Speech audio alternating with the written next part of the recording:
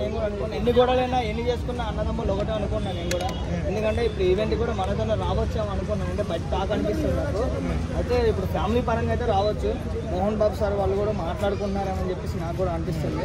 But ఈ సినిమాలో పెద్ద అంటే చాలా తారకన పెద్ద వాళ్ళు ఉన్నారు. అక్షయ్ కుమార్ గారు లాంటి వాళ్ళు, అదేవిధంగా మోహన్ బాబు గారు, కాజల్ అగర్వాల్. సో ఈ పెద్ద వాళ్ళు అందరూ ఉన్నారు కదా. సినిమా ఏ రేంజ్ లో హిట్ కావచ్చు అండి? మ్యాక్సిమం అయితే పక్కా బ్లాక్ బస్టర్ కొట్టిద్దాం అనుకుంటాను నేనైతే. ఎందుకంటే ఇప్పుడు ఆ కాజల్ కానీ చాలా మంది కాజల్ పెద్ద స్టార్ హీరోయిన్లు ఉన్నారు.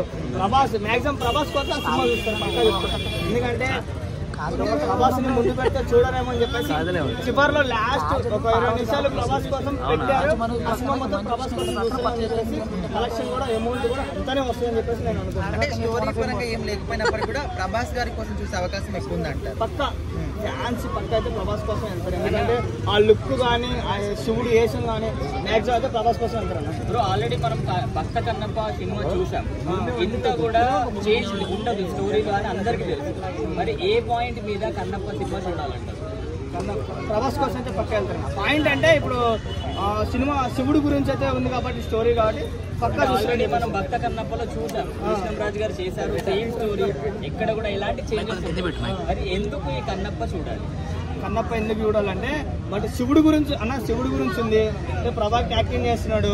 పర్ఫార్మెన్స్ అంటే ఆ దాంట్లో సీన్స్ ఏమున్నాయి అంటే కొత్తగా వస్తున్నాడు బయట ఫ్యామిలీయా మూవీ చూస్తున్నాడు విష్ణు అని చెప్పేసి కన్నప్ప మూవీ చాలా మంది దాని గురించే చూస్తారని చెప్పేసి నేను అనుకున్నా. పక్కా అయితే ప్రభాస్ కోసం చూస్తారన్న బరాబర్ చెప్తున్నా.